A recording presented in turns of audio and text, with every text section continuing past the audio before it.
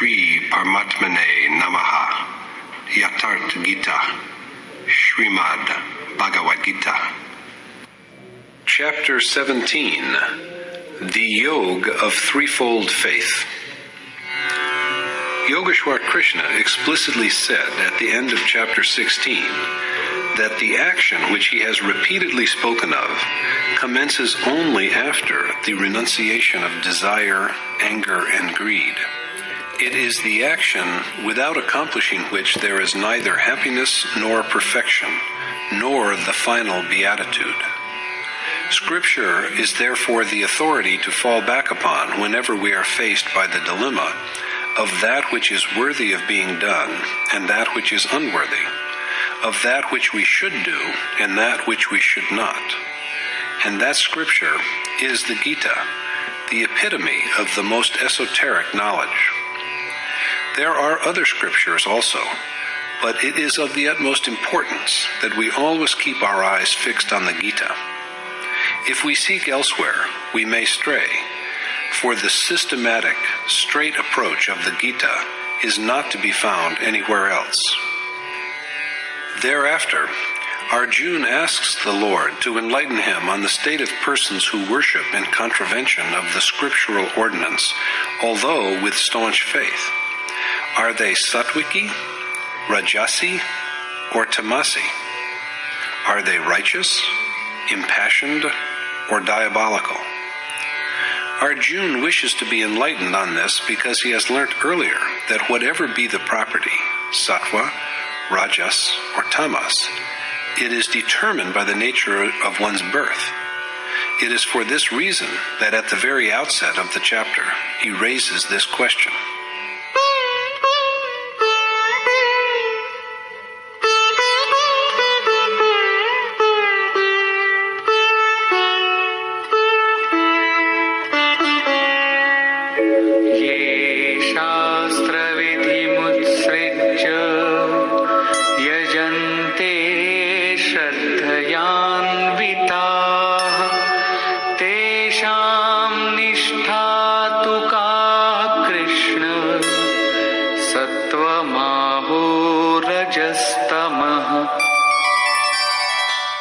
Arjuna said, "What, O Krishna, is the property, sattva, rajas, or tamas, of persons who albeit worship with faith, but in disregard of the scriptural ordinance?" To resolve Arjuna's doubt, Krishna then classifies faith also as being of three kinds.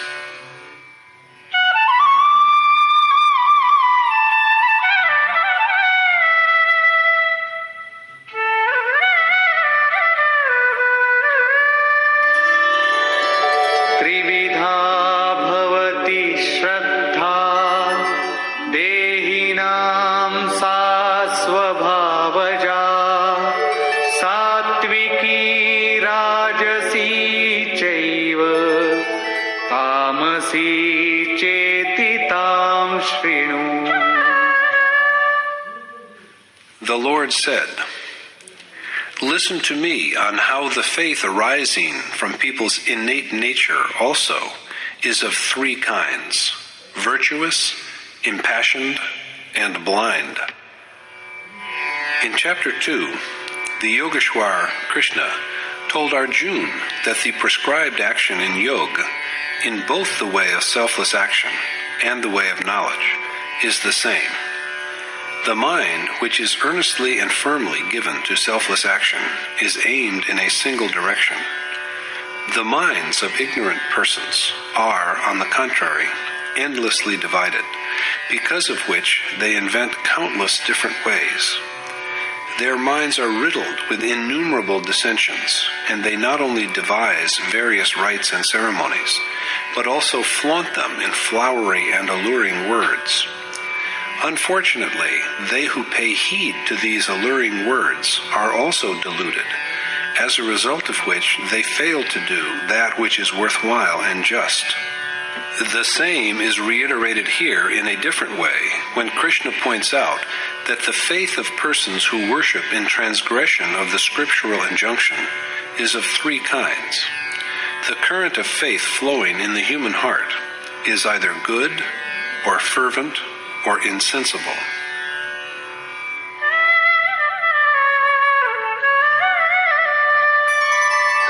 Sattvanurupa sarvasya Shraddha bhavati bharata Shraddhamayoyam purusho Yo yat shraddha sa eva saha. Since the faith of all people, O Bharat Arjun, is according to their inherent propensity, and man is reverent, he is what his faith is. The faith of all persons is according to their natural inclination. Man is by nature a creature of faith. It is thus that a person's character bears a close resemblance to the character of their faith. We are often asked who we are. Some of us say that we are soul, but Yogeshwar Krishna contradicts this. Like disposition, like faith, he avers, and so also is the person. The Gita provides an insight into what true yoga is. Maharshi Patanjali was also a yogi, and we have his yoga system of philosophy. According to him, yoga is perfect restraint of the mind, and the use of this arduous discipline is that in this state, the onlooker, the individual soul enshrined in the human body, comes to rest firmly in his own eternal true counterpart. Is he tainted before this union? In Patanjali's view, the soul is earlier the same as the predilection of the man who embodies it.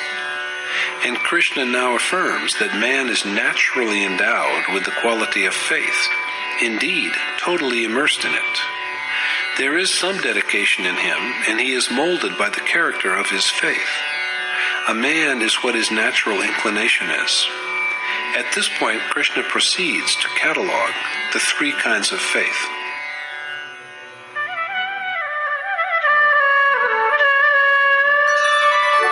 Yajante sattvika devan yaksharakshansi rajasah pretan bhutaganaschanye yajante tamasa jana.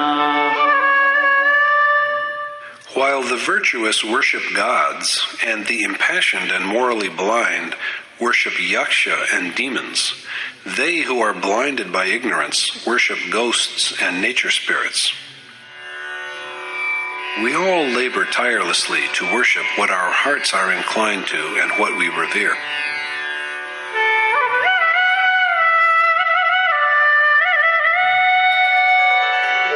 Ashastra vihitam ghoram tapyante ye tapojanaha dambhahankara sayuktaha kamaraga balanvitaha karshayantah sharirastham भूतग्राममचेतसः मां चैवान्तः शरीरस्थम् तान् विद्यासुरनिश्चयान्. Mark you that they who undergo terrible self-mortification without scriptural sanction and are afflicted with hypocrisy and arrogance, besides lust, attachment, and vanity of power, and who wear out not only the elements that form their bodies, but also me who dwells in their souls. These are ignorant men with evil disposition. The soul is rendered feeble by maladies when it slips into the fissures of nature, whereas Yagya provides him strength. Arjun is therefore counseled to regard the ignorant, insensible people who do injury to the soul as unquestionably demoniacal. Thus is resolved the issue raised by Arjun. Righteous persons who have forsaken the way shown by Scripture worship gods. They who are driven by passions worship yaksha and demons. And the ignorant pray and bow to ghosts and spirits. They not only worship, but indulge in the most agonizing exercises of penance. According to Krishna, however, these acts of self-mortification only sap the elements that make up their bodies and the God within their soul. Thus, instead of adoring the one true God and partaking of his divinity, they only further distance themselves from him. These persons ought to be regarded as evil. This implies that even worshippers of gods are evil. There could be no stronger way of putting across the idea. So let us resolve to only adore and pray to and worship that supreme being of whom all these, the many gods, yaksha, demons, ghosts, and spirits, are no more than tiny fractions. This has been repeatedly emphasized by Krishna.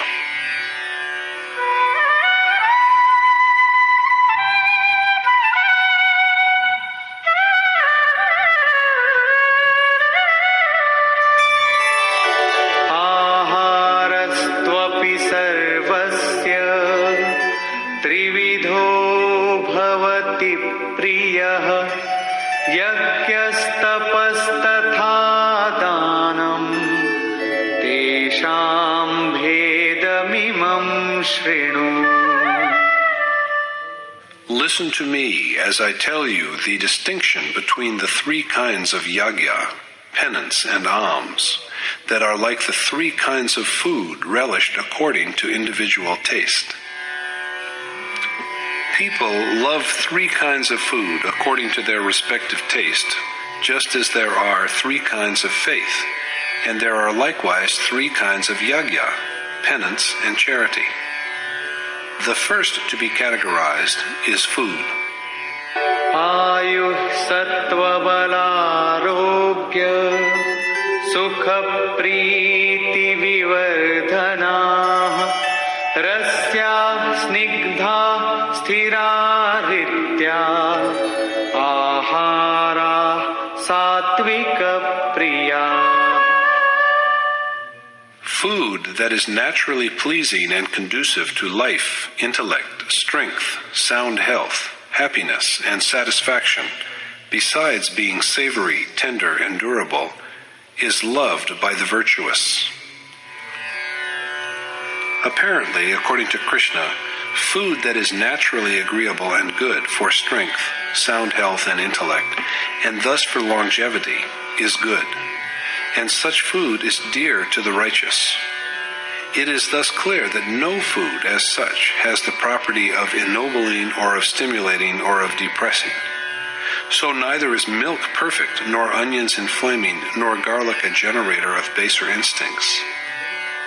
As for food that is conducive to good physique, healthy mind, and sound health, the choice of people all over the world varies widely according to environment and geographical condition, and of course, according to individual taste. Whereas rice is the staple food of some, others in other regions prefer bread made from wheat flour. There are countries where people subsist mainly on banana and potato. Mutton and fish, and even frogs, snakes, and dogs, and horse flesh are all accepted and enjoyed as food by inhabitants of different parts of the earth. There are people to whom camel flesh is a delicacy. An overwhelming majority of Europeans and Americans are eaters of beef and pork, but that has not in any way prevented them from being ranked first in matters of learning, intellectual advancement, and economic progress. According to the Gita, food that is tasteful, tender, and nutritious is sattvic. That food is good which is congenial and favorable to long life, strengthening of both body and mind, and to sound health. But it is also laid down that food that is naturally relished is good. So there is no use saying that this food is pious while that is impious. The only tenable view is that that food is good which is in keeping with the local situation, surroundings, place, and time, and which provides the required nourishment. The use of an object, rather than the object itself, is what makes it good, morally objectionable, or evil. So it is that food and drinks, such as meat and alcoholic beverages, are uncongenial to a person who has renounced their home and family and taken up the life of a sannyasi renunciate, engaged in meditation upon God. Experience demonstrates that such victuals result in a state of mind that is inimical to spiritual discipline. There is always a possibility that such food and drinks will lead the seeker astray from the way of attainment. So they who have chosen a life of seclusion because of their disenchantment with worldly passions had better keep in mind the advice about food that Krishna has offered in chapter 6. The proper thing to do is to eat and drink only that which is favorable to worship and adoration of God. कट्वं ललवणात्युष्ण तीक्ष्णरूक्षविदाहिनः आहाराराजसस्येष्टा दुःखशोकामयप्रदाः. Bitter, sour, salty, too hot, pungent, rough, and acidic food that gives rise to sorrow, worries, and illness is preferred by the passionate. And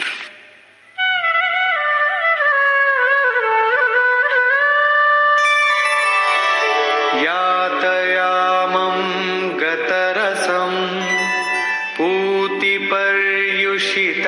च यत् उच्छिष्टमपि चामेध्यं भोजनं तामसप्रियम्.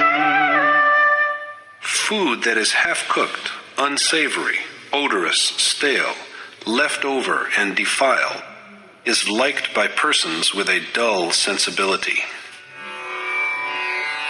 The discussion of food is now closed, and that of the next subject, namely yagya, is taken up.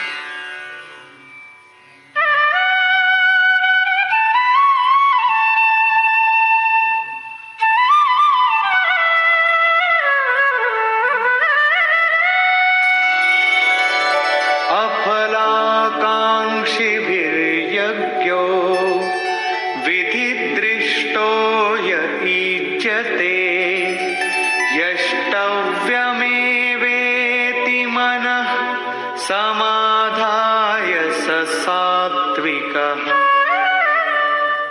Yagya that has scriptural sanction, and the performance of which is an obligation, is fitting and auspicious when it is practiced by persons with intent minds who aspire to no reward. The Gita approves of such yagya. It was in chapter 3 that Krishna first named yagya. Since the conduct of yagya is the only action, he said, and all other business in which people are engaged are only forms of worldly bondage, O son of Kunti, Arjuna, be unattached and do your duty to the Supreme Spirit well. In chapter 4, then, he went on to explain the character of the unique action called yagya, that it is an act of sacrifice in which the practitioner of yoga offers the incoming and outgoing breath, pran and apan, to each other, and in which the two vital winds are regulated by offering them as oblation to the fire of self-restraint to achieve serenity of breath. There were thus enumerated 14 steps of yagya, which are all but varying stages of the same action that bridges the gulf between individual soul and the Supreme Spirit. In brief, yagya has been imaged as that unique process of contemplation which leads the worshipper to the eternal, immutable God and ultimately effects his dissolution in that supreme being. Krishna again points to the same holy injunction when he lays it down that the yagya that is decreed by Scripture and the performance of which is a duty and which restrains the mind is the yagya of excellence when it is undertaken by persons who do not desire any fruit of their endeavors.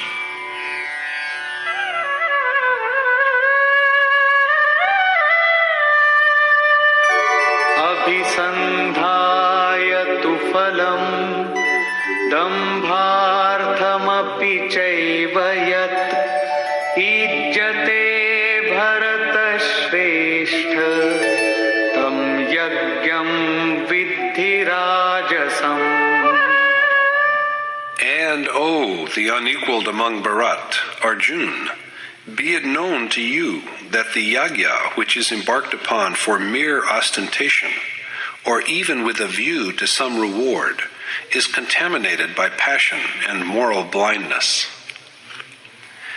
The one who sets about thus is versed in the precept of yagya, but he is in fact unrighteous and obsessed because he performs yagya either to flaunt his virtue and win admiration, or with the design of securing some profit.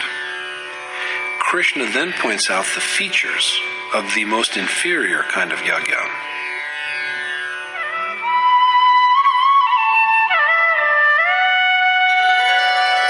Vidhihinamsrishtannam mantrahinamadakshinam Shraddhavirahitam yagyam tamasam parichakshate.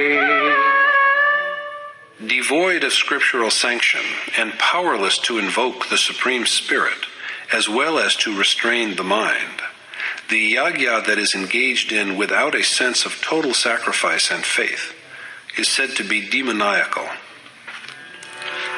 Unsupported by scriptural authority and incapable of generating even food, the lowest form in which God is manifested, and of restraining the mind, and possessed of neither the urge to make sacred offerings, the will for total self-surrender, nor true devotion, this form of yagya is rightly said to be of the most inferior kind.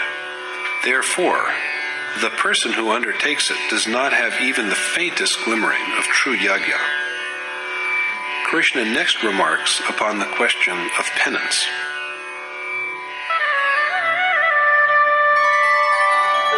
Devadvija guru pragya pujanam shauchamarjavam brahmacharyam ahimsa cha shariram tapa uchyate.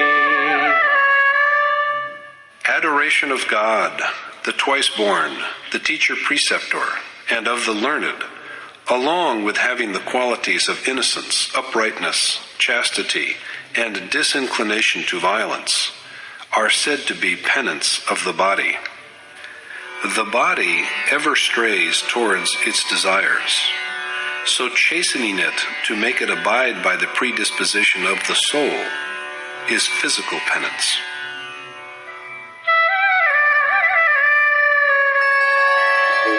Anudvegakaram vakyam satyam priyahitam chayat swadhyayabhyasanam chaiva vangmayam tapa uchyate. And utterance that does not agitate, but is soothing, propitious, and truthful, and which is but an exercise in the study of Ved, in remembrance of the Supreme Being, and in self-contemplation, is said to be the penance of speech. Articulation is also resorted to in order to give expression to thoughts that have a leaning towards objects of sensual gratification. Restraining it from this and steering it deliberately in the direction of God is the penance of speech. The last form we are apprised of is penance of the mind.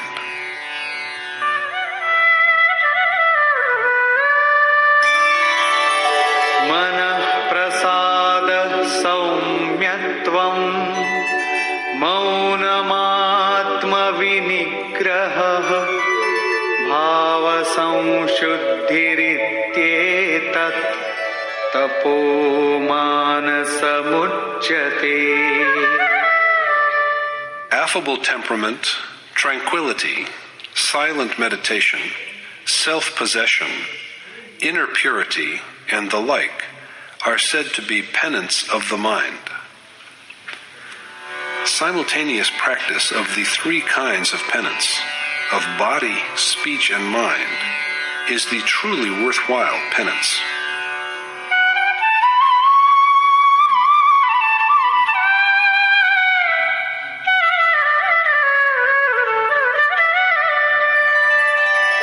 श्रद्धया परया तप्तं तपस्तत्त्रिविधं नरैः अफलाकाङ्क्षिभिर्युक्तैः सात्विकं परिचक्षते.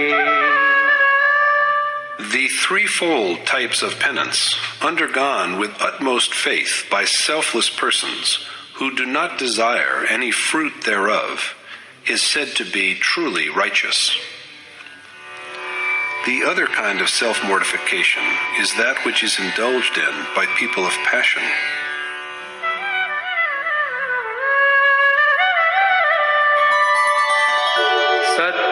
सत्कारमान पूजार्थं तपोदम्भेन चैव यत् क्रियते तदिह प्रोक्तं राजसं चलमध्रुवम्.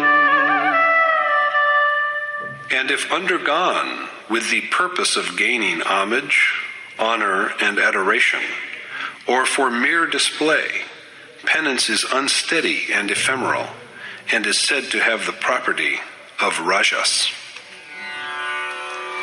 And so now we come to the penance of the most depraved kind, the one which is deemed evil.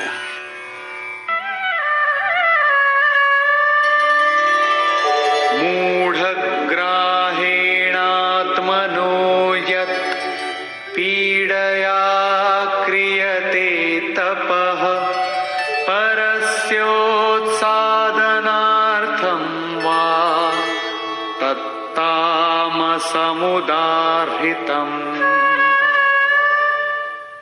The penance that is undertaken out of mere stupid stubbornness or to hurt others is said to be diabolical.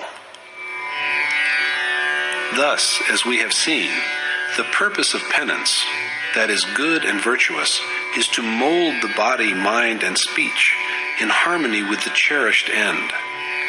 The mode of impulsive penance is similar, but it is taken up with the vainglorious desire for worldly honor.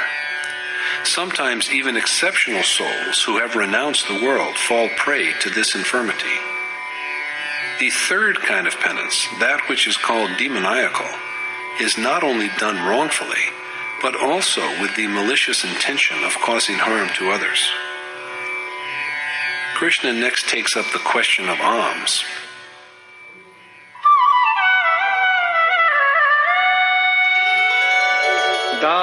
दातव्यमिति यद्दानं दीयतेऽनुपकारिणे देशे काले च पात्रे च तद्दानं सात्विकं स्मृतम्. And the alms that are given to the right person at the right place and time, and in the spirit that charity is a bounden duty, done without any expectation, are said to be good. However, charity that is grievous because it is done under coercion, or with expectation of some favor or reward, is of the impassioned kind.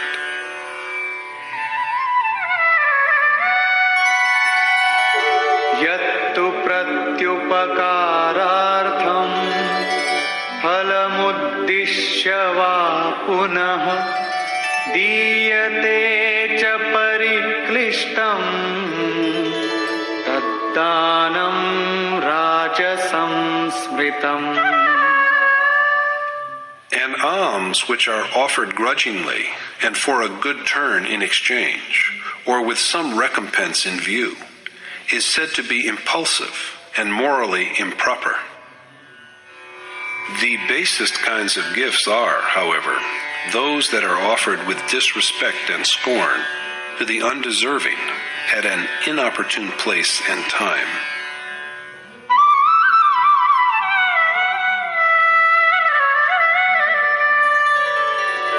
अदेशकाले यद्दानम् अपात्रेभ्यश्च दीयते असत्कृतमवज्ञातम् तत्तामसमुदारितम्. And the alms which are dispensed without deference or contemptuously to unworthy recipients at an inappropriate place and time are said to be diabolical. The revered Maharajaji would always tell us, bear it in mind that the donor is wrecked if he gives alms to the undeserving. Similar to this is Krishna's observation that charity is worthwhile only if it is directed at a suitable place and time, at the meritorious, with true generosity, and without any desire for a reciprocal favor. Gifts that are offered reluctantly and with an eye on some profit in return are morally flawed, while alms that are given irreverently and with scorn to the undeserving are positively evil. Though generically they are all gifts, almsgiving by persons who renounce their desires, home, and all, and place their trust in God alone, is of a higher order, for charity of this kind implies a total surrender by a mind that has been purged of all cravings. Krishna approves of this form of charity as an indispensable necessity. Krishna at last enlightens Arjuna on the significance of Om, Tat, and Sat.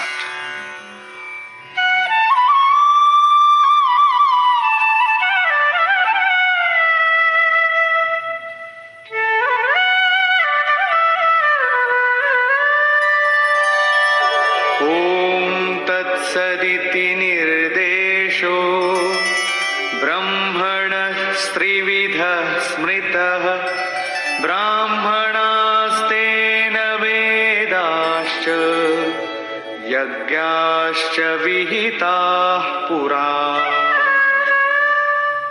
Om, Tat, and Sat are three epithets used for the Supreme Being, from whom at the outset there came forth the Brahman, Ved, and Yagya.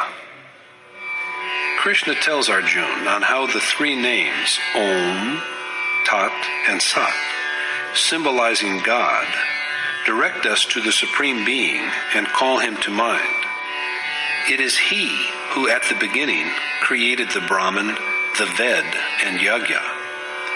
That is to say that Brahmin, the Ved, and Yagya are all born from Om, the symbol of Brahm. Thus it could also be said that they have all ensued from Yoga.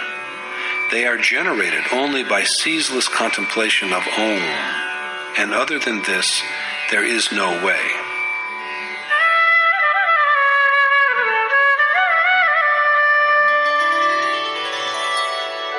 Tasmado mityudaritya yagyadana tapah kriyah pravartante vidhanukta satatam brahmavadinam. It is hence that the deeds of yagya, charity, and penance, as ordained by Scripture, are always initiated by the devotees of Ved with a resonant utterance of the syllable Om. It is owing to this that performance of the ordained worship, benevolence, and penance by persons who concern themselves with God ever commences with an articulation of the sacred Om, for this utterance reminds one of that Supreme Being. Krishna then elaborates the meaning and use of Tat.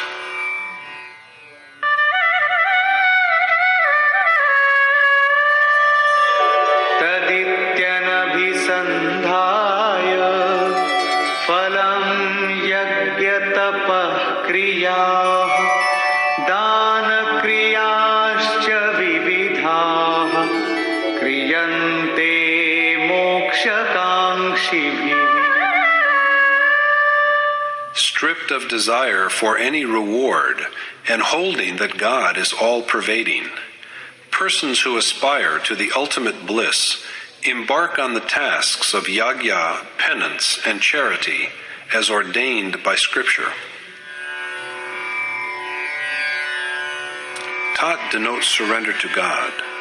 Stated differently, one has to recite Om and take up the accomplishment of yagya, almsgiving, and penance with absolute trust in Tat, that is, that God. Krishna next elucidates the meaning and use of the word Sat.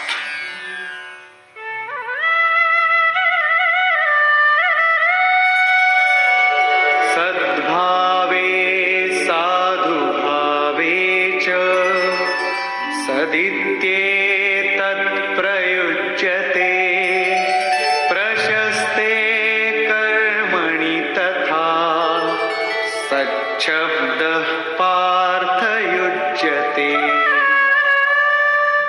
Sat is employed to express the ideas of truth and excellence. And, O Parth Arjun, the word is also used to denote a propitious act. At the beginning of the Gita, Arjun held forth that family traditions alone were permanent and real. That provoked Krishna to ask him how he had become a victim of such a deluded notion. That which is real is never absent at any time, and it cannot be annihilated, whereas that which is unreal has no existence at any time, and it cannot be otherwise. Now what is that which never has a being? Krishna affirmed while resolving these questions that the self alone is real, and also that the bodies of all living beings are perishable. The self is eternal, imperceptible, permanent, and immortal. This is the paramount truth. Krishna remarks that this epithet of the Supreme Being, that is, the word Sat, refers to truth and thus to the sense of perfection. Arjun is further told that the expression Sat is employed when the commencement of the undertaken task is complete in every respect and well underway. Sat by no means implies that all these objects are ours. How can things our physical bodies make use of belong to us when we are not masters of even our own persons? The application of Sat is always aimed in the same direction, of faith in the verity that the self is the most sublime reality. The word Sat is used when there is firm belief in this truth, when there is a hankering after perfection to realize this truth, and when the action that effects this realization begins to get along well. On the same subject of reality, the Yogeshwar speaks again.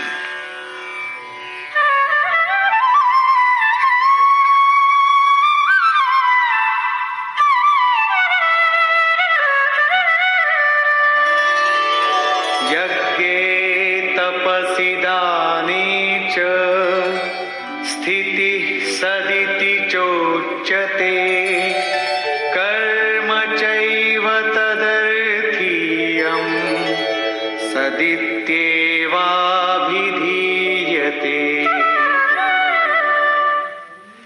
And it is said that the condition inherent in yagya, penance, and charity, as well as the endeavor to attain to God, is also real. Only action that is entered upon for the attainment of God is real, and yagya, almsgiving, and atonement are but complements to this undertaking. Finally, Krishna affirms decisively that faith is an essential requisite of all these undertakings.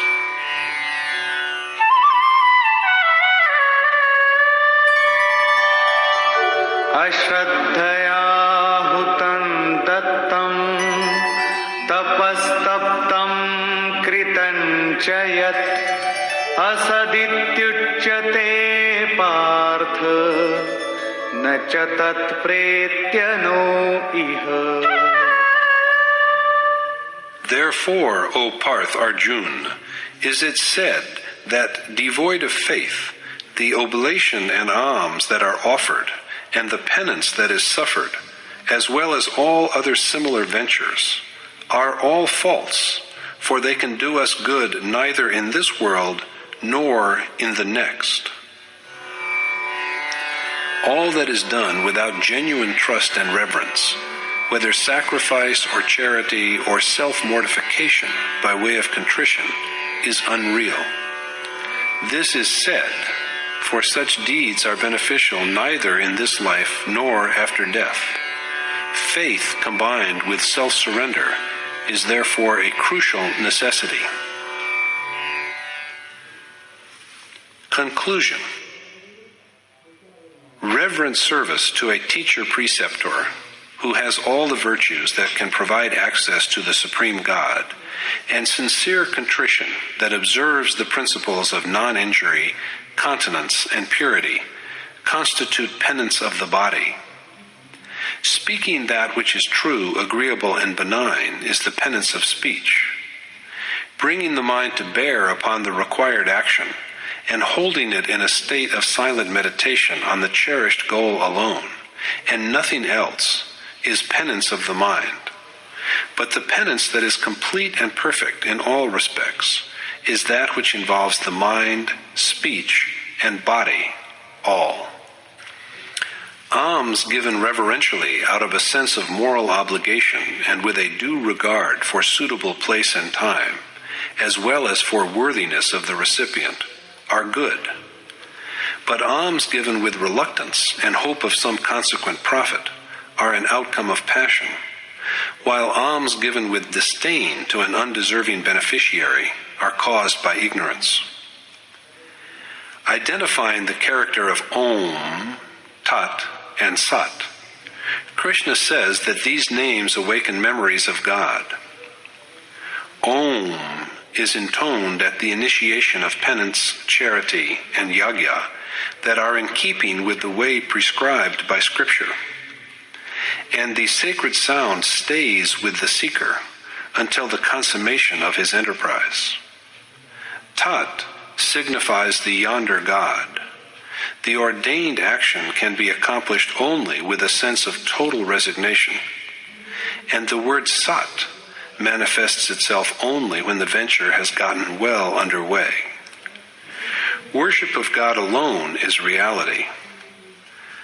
Sat is put to use when the devotee is convinced of the truth and possessed by a craving for perfection. Sat is relevant also to the final conclusion of the action, comprising yajna, charity, and penance, that is capable of taking one to God. The deeds that provide access to God are doubtlessly real, but along with all these, faith is a prime necessity. Undertaken without faith, the action that is accomplished, the alms that are given, and the fire of penance in which the worshipper has burnt himself, are all in vain, profitless both in the present life and in the lives to come. Faith is thus imperative. Thus, through the entire chapter, light is shed on faith, and in its concluding part there is attempted, for the first time in the Gita, a detailed elucidation of Om, Tat, and Sat. Thus concludes the 17th chapter in the Upanishad of Srimad Bhagavad Gita on the knowledge of the Supreme Spirit, the science of yoga, and the dialogue between Krishna and Arjuna, entitled Om Tat Sat Shraddhatya Vibhag Yoga, or the Yoga of Threefold Faith. Thus concludes Swami Adgadanand's exposition of the 17th chapter in Yatharth Gita. Hari Om Tat Sat.